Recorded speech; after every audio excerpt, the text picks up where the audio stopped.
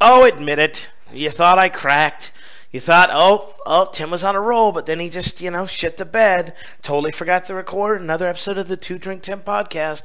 What's going on with him? Well, surprise, bitches. I actually had an episode recorded. I pre-recorded one for you, but on the advice of my attorney, actually not even advice, I didn't even send it to my attorney, right? I sent it to some mutual friends of mine. I was like, hey, do you think I should release this out in the wild? And they were like, let's hold up, Tiger. Let's hold up. So I know I talked to you and I said, I'm going to talk to you about the $1 million lawsuit, and I will give you a brief snippet, but I don't want to go into the details of it just for a little while longer. So don't worry. I promise when I can, when the handcuffs have been taken off, so to speak, then I will be more than happy to fully and openly discuss what's going on with this case. The long and short of it is, if you refer back to a previous podcast of mine, I don't know what episode it is, you're going to have to do some digging. It was titled "Warning: Stay Away from the Offline Assistant Company," and that podcast was about my experience with the Offline Assistant Company and their CEO Kevin O'Connor, and how we are alleging that he lost several $1,000s of our money by double ordering. His staff did by not following directions. Anyway, long story short, ultimate teaser, because I can't really talk about it more than this. It went from, hey, can we get our money back that we feel that you rightfully owed, to, hey, we're suing you, and meaning I'm being sued, for $1 million because you put your experience out there in the internet, allegedly. Let me also say this, right? These are all the opinion of Castleman Consulting LLC President Tim Castleman, okay? And are just my opinion, not verifiable fact. I mean, you could, I guess, go look at the court case because it is a matter of public record, and you could see all the legal back and forth, but that's the long and short of it. $1 million is what I'm being asked to pay because we shared our experience and our alleged allegations, quote unquote, if you will, that we believe, as do my entire legal team, that his company didn't follow directions. We asked him to pay us back. He refused to. Not only did he refuse to, then he went on to sue us first for $300,000. Now it's up to $1 million. So really excited about that. Would love to talk more about it. Will promise you I will definitely talk more about it. Unfortunately, I can't say anything more than that because we're still going on ongoing litigation, and in a couple weeks we get to go to the courthouse, go before the judge, and see about getting the case dismissed and all that great stuff. So I apologize I can't talk more about that. I have a whole podcast recorded about it, pre-recorded in depth, that I will release at some point in time. It's just not prudent to do so. So that leaves me to have to talk about what the hell's going on in my life, because I had this great thing planned. It was going to be awesome. Good thing for you and for me is I had an awesome fucking week, and I can't wait to tell you about it. I just got back from Ryan Levesque Ask Intensive Mastermind. It's a 3-day summit. Goes from like 9 a.m. to 5 p.m. every single day. The workbook is like the size of a phone book, and it's an expensive thing. You got to scratch a $10,000 check to get in the room as an attendee, and luckily I was able to get in there as well and help prepare myself for his upcoming launch. And really, just a crazy event. Totally different than events that I've ever been to before. Normally my experience has been going to different masterminds, if you will, really summits, like Traffic and Conversions, Funnel Hacking Live, Breakout. I've had some events back with Practical Profits, and they're great events, and they're awesome, and they're wonderful, and we teach, and they're cool, but they're over a bunch of different topics, and really, like, you're there for the speakers, but you're also there to get drunk and have a good time with your friends. Didn't do any of that this time. 100% sober Sister Tim in terms of my normal shenanigans. And don't worry, I haven't lost my touch.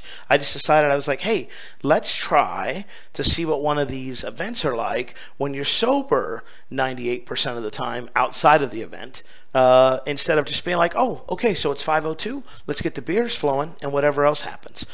So as a result of that, just an amazing event. And I will tell you what made it different. You hear this all the time, and standard rhetoric, well, it's the people in the room that really make it. That's true. right? And it's even more true at the higher levels and the higher dollar amounts. I mean, there were people in there, and they posted publicly, so hopefully they don't mind me outing them on the podcast, right? You got Todd Brown, right? Launch master extraordinaire, just a great guy. You got Kevin Roger, amazing copywriter.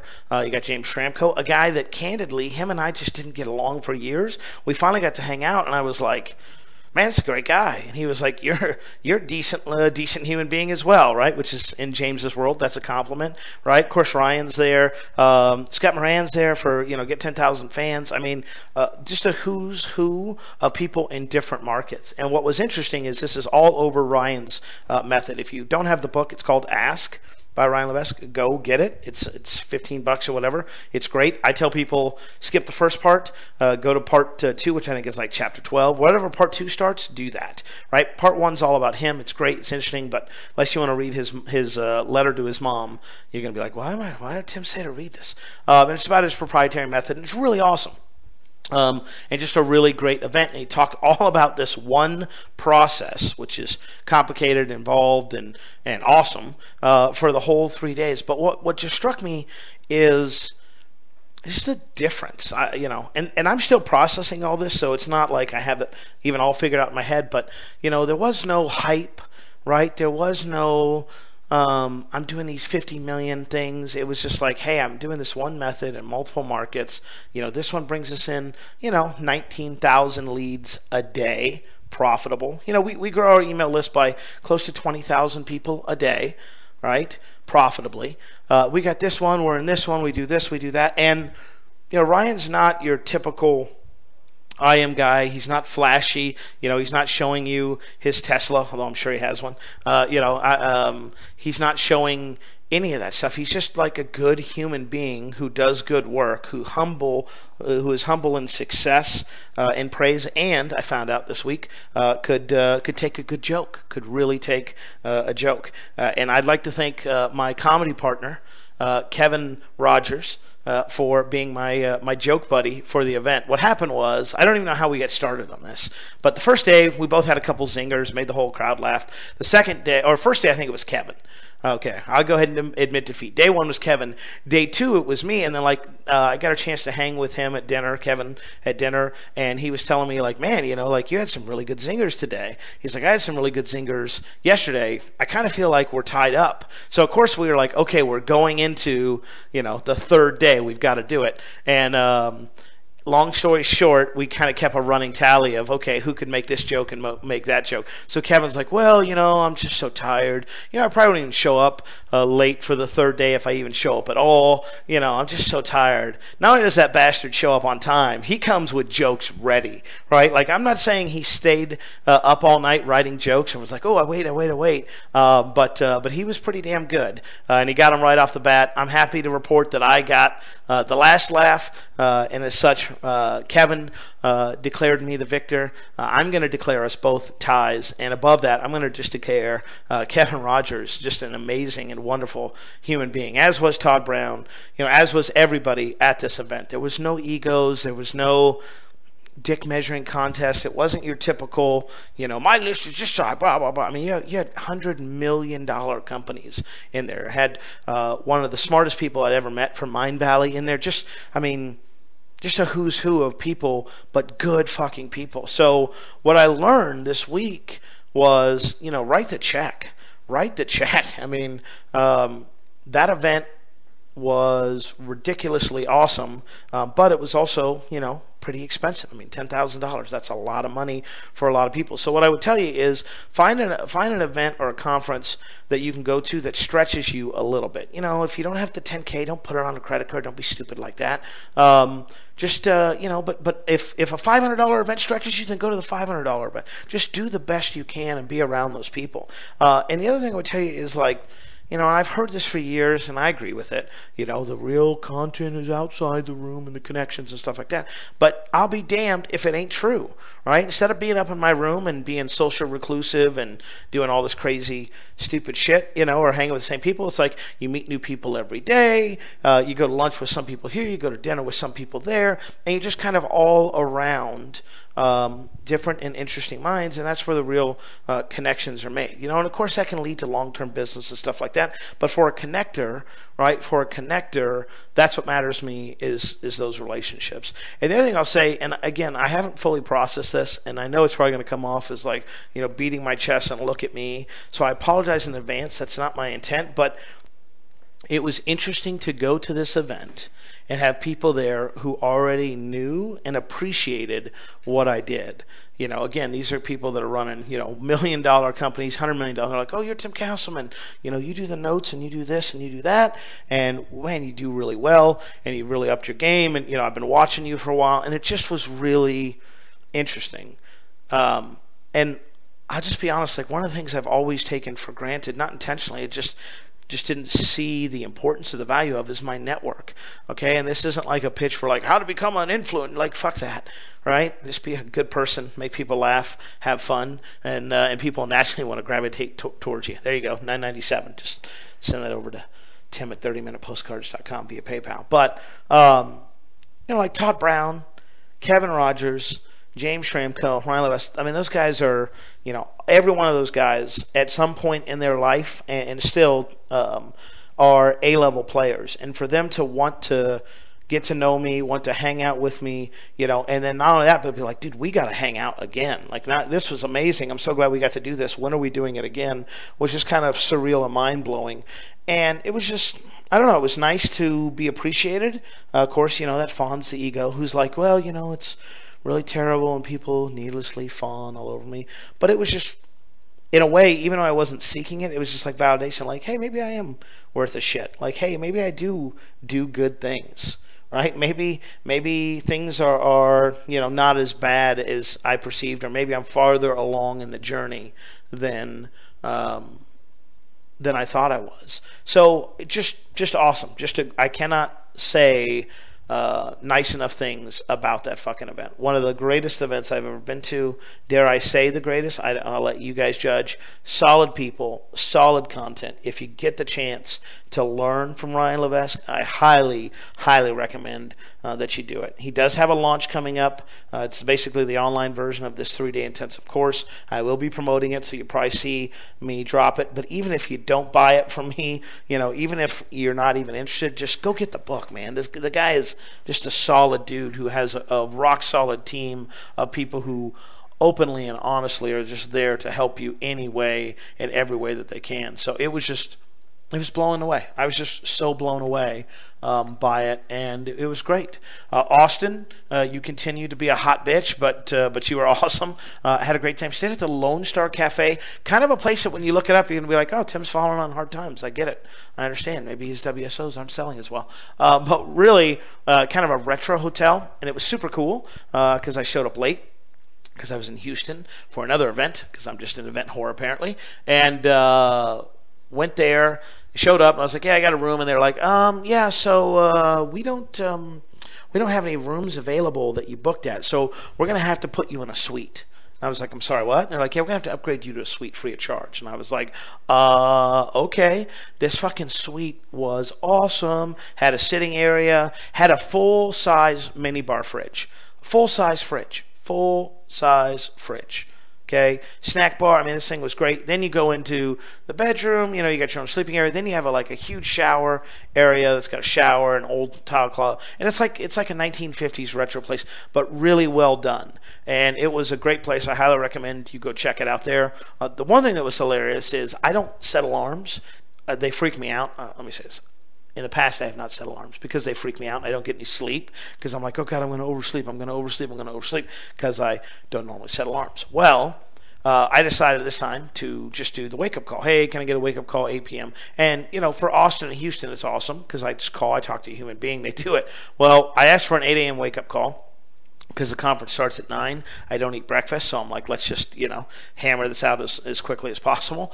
And as a result, one day I got a call at 8, Next day it was like 8:20ish. One day it was 8:45. Luckily I had set alarms, so I was already up. But it's all done, by humans, which is awesome. Except for when they don't remember. Hey, 8 a.m. kind of means 8 a.m. And when she called, like the third day, she goes, "I'm sorry, Miss Castman, I'm just running a little behind on them." And like that was it. It was like, well, thank God I didn't have to like be up at 8 a.m. to do surgery or anything. Thank the Lord I wasn't like, hey, 8 a.m. I got it. I got a 2-minute window when I can go on and buy Justin Bieber tickets or whatever other shit. It was like, yeah, I kind of needed to wake up by then because it was important, not arbitrary. Regardless of all that, great time in Austin. Had the chance to do two cool things. One, got to see the O's by surprise in concert. They just happened to be in Austin, and I happened to trick a few people to go with me, and saw them at Threadgill's. Interesting outdoor venue. My one complaint in Austin, besides the fact that you don't have Uber, because why would a tech city or a city that's trying to appeal to young millennials have Uber?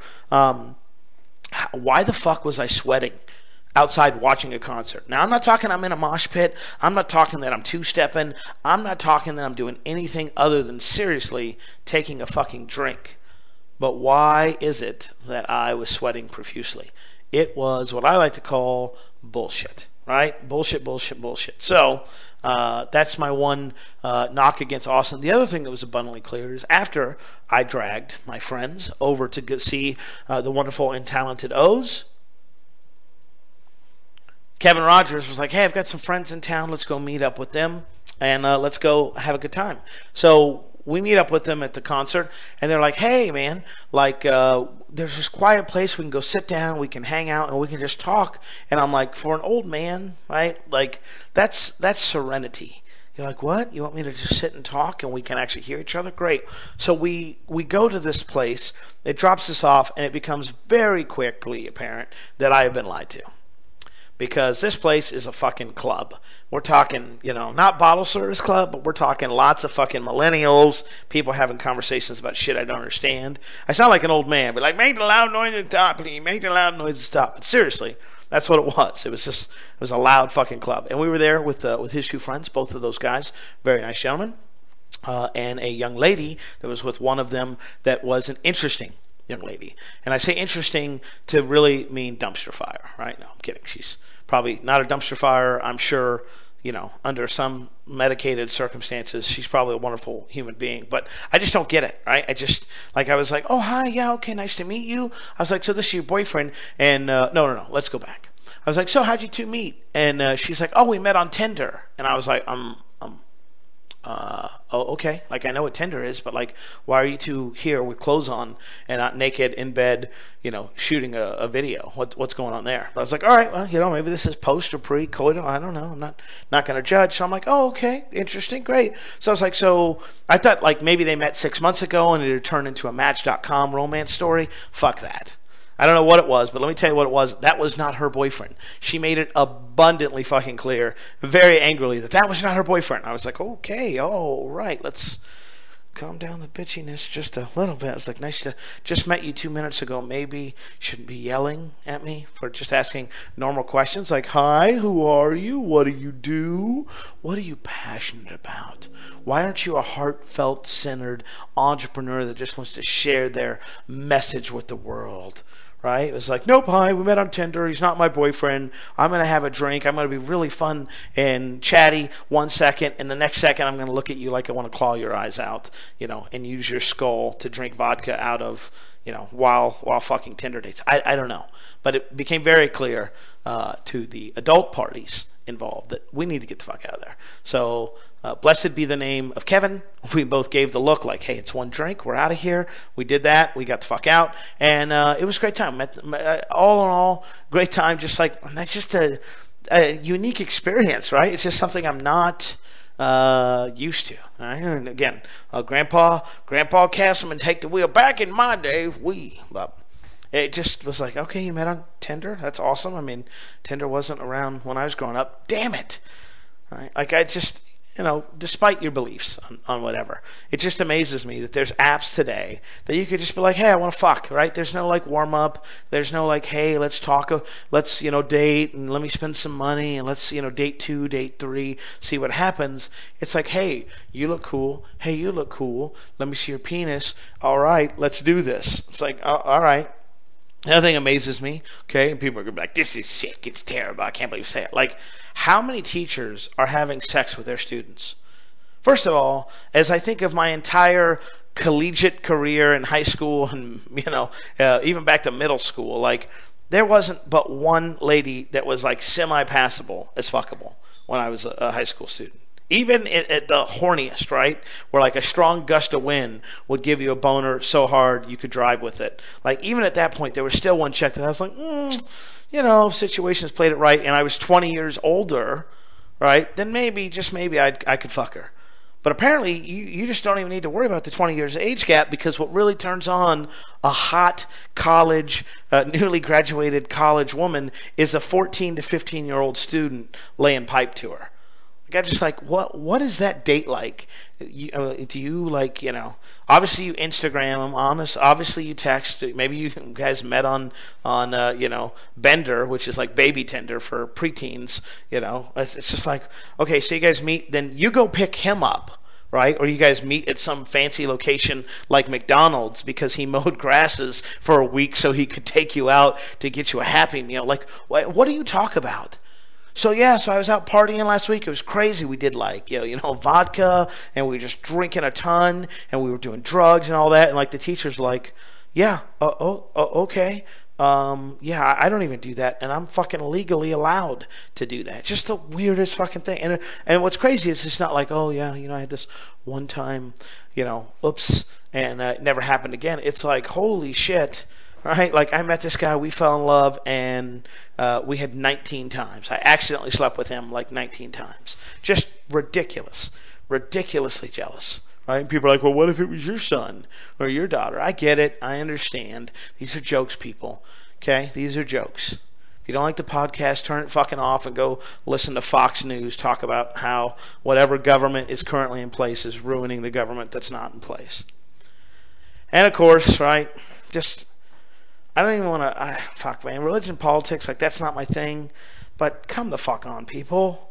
50 fucking people dead, despite what you believe about their lifestyle, I don't give a fuck, right? Like, I have and have hired gay people in the past. I have no problem with it. I think they're allowed to be happy and miserable, just like I'm allowed to be happy and miserable, and since I don't like penis-to-penis action, right, I don't care.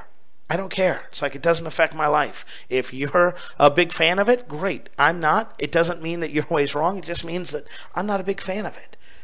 And, it's going to spark a gun debate. That's what everyone says for about an hour. And everyone's going to just rah, rah, rah, and then it's going to go away. Like the one thing I'm like wondering about this whole thing is not necessarily taking away the guns, because I don't think you're ever going to get there.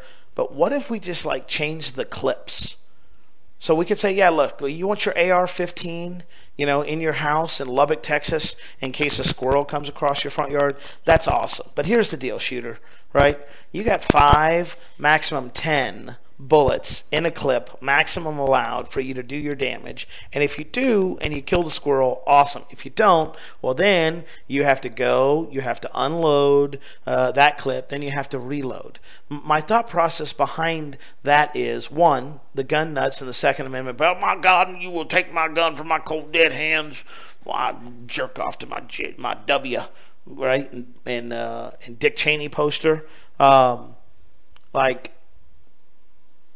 You're never going to get those people to agree to give up their guns, even if it's in the interest of public good. So if we can't get rid of the guns, can we at least reduce the clips? Like, I don't mind if I'm in Fallujah and I have a 100-round mag or a 50-round mag, because those people are trying to kill me back.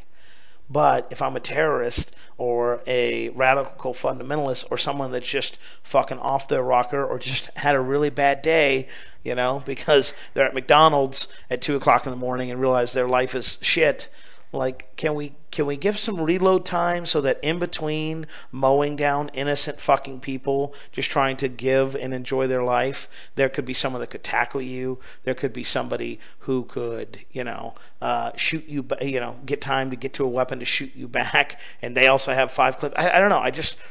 I feel like it's a sensitive issue. I'm not going to get you to agree to my opinion, just like you're not going to get me to agree to yours. The gun thing is going to be tough. It's going 0 to 100 real quick. But could we do maybe clips? Could we just agree that, hey, we're going to have 10-round magazines maximum, and anything above that's immediately illegal? And if we find you with it, we'll just fine you, like, I don't know, a cajillion dollars, something along that. Something to think about. Who knows? Yeah, so I'm back, not well rested. Got in at like 1 o'clock in the morning because apparently Southwest lacks the ability to get planes on time back home. It's just when I'm going there, no problem. When I'm coming home, no thank you. Got back late last night. Gonna get back in the swing of things. The summer vacation update. Let's give you that. It's not much of a fucking vacation again at all. It's just not. I'm just busy and working. So I pretty much align myself to the fact that June and July are not going to be summer vacation months. June and July are not going to be summer vacation months. Listen to me, family. I'm going to have to work more than I thought I was going to.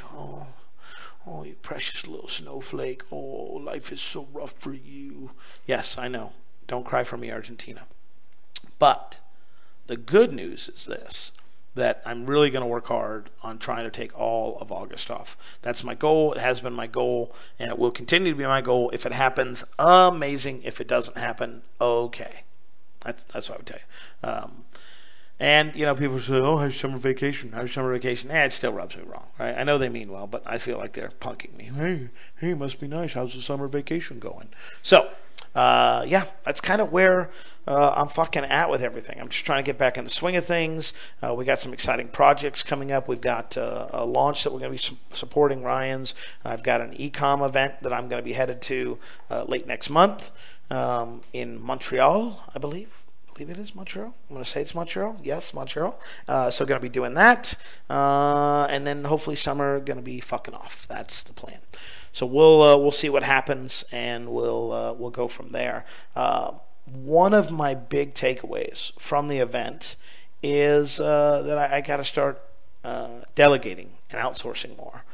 Going through this event was awesome to see all the steps involved, but it was even awesomer, because that's a word, to be like, hey, listen, that sounds really fun, and I know I need to do it, but I'm not going to do it. So why don't I instead hire someone to do it? And I'm guilty of that, right? It's a pride thing. It's an ego thing. It's a, I want to do it. I want to do it. And it's like, okay, we keep saying you want to do it, but you're not doing it. So if you've been saying you want to do something for a year and you haven't done it, then maybe, just maybe, you don't really want to do it as bad as you want to. And if it still needs to be done, that's awesome. Let's outsource it. All right?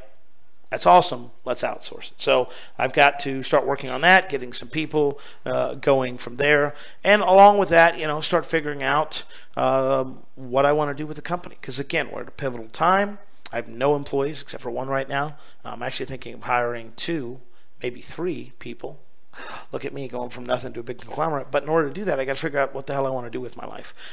So that leads me to the second cool thing. In Austin, I got to have a quick dinner with Dennis Murphy, formerly of Digital Marketer. He was one of their marketing and sales guys there. He helped a lot of email and copy and just an all-around salt of the earth dude. Like, there's like a handful of people I'd want to, be trapped on a desert island with, and he would definitely be on that list. Just a great guy. We got to catch up, hear about what he's doing. I don't want to reveal it because, he didn't give me permission. It's not like he's doing anything illegal. He's just working for another company in another space and doing really well, and seems really happy, and just a great guy, man. Just super positive all the fucking time.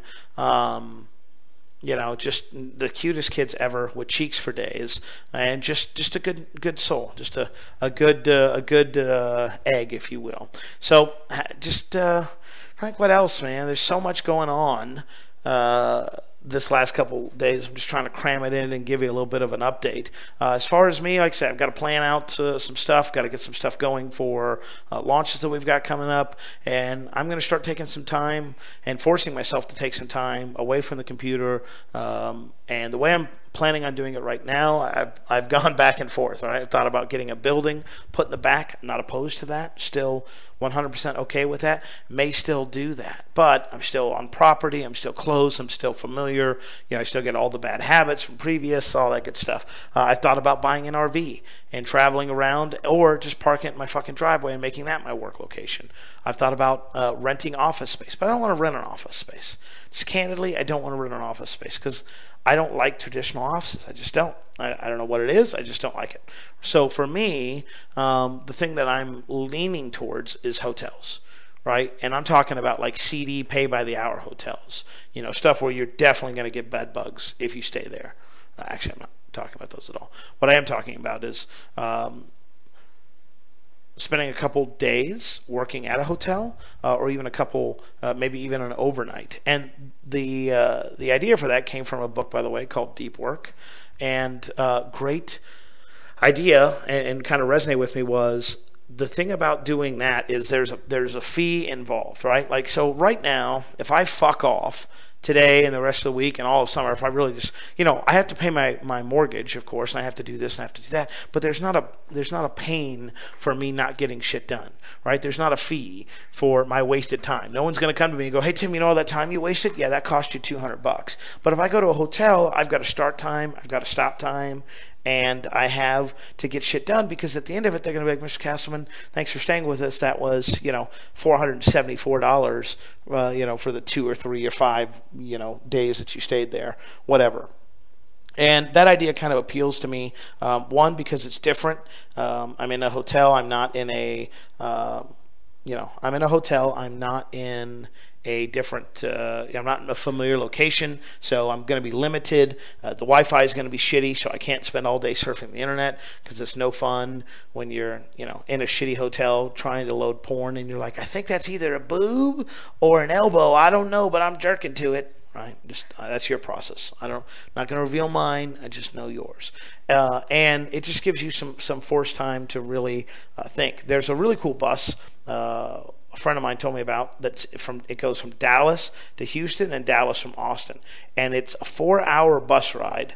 Okay, but it's like VIP in terms of, like, it's got a workstation, it's got Wi-Fi, it's got drinks, it's got all this stuff in there. And he was like, man, it's the most productive 4 hours. And I wish I had something like that. Dan Meredith talks about how he takes a train because it's forced and you have to do it. Like, I legitimately do wish I had something that was a train. Hell, even if there was like a train down to Dallas, or one of those down to Dallas. Like, take that one time a week. It cost them $100. Oh my God, Tim, it costs money. Yeah, no shit, it costs money. That's what's going to motivate you, because what motivates you, right, is and what gets your attention are pain points, and for me, one of them is money. That's why I'm thinking about building something in my backyard, right? Because it's like, man, if I build a $10,000 building back there and I don't do shit with it, then I have to look at it every time and be like, oh my God, I wasted $10,000.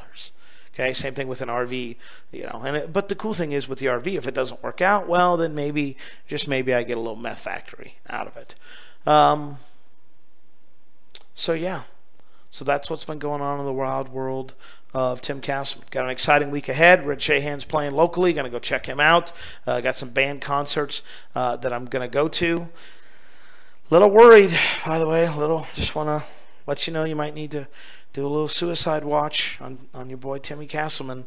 I have a little fear, a little twinge of doubt, a little that my favorite band in the world, Honey, I feel like they might be breaking up, and I'll definitely talk about that on a future podcast. It's just too close right now for me to talk about. No, I have some concerns based on some recent social media posting, to the point that at 2 o'clock in the morning on Saturday, going into Sunday, I decided the best thing to do after having a few drinks and seeing some shows is to shoot a video to those guys, imploring them not to break up and giving them my reasons why, but I didn't send it. Maybe I'll post on the old Two Drink Tim podcast page someday. And yeah, with that, we're done. We're done. Get out of here. Stay cool. It's fucking hot out there for a pimp. All right, get cool, stay cool, relax, and I will be back at you here in a couple days with an update in the wacky and wild world of Tim Castleman. Thanks for listening. I'll talk to you real soon.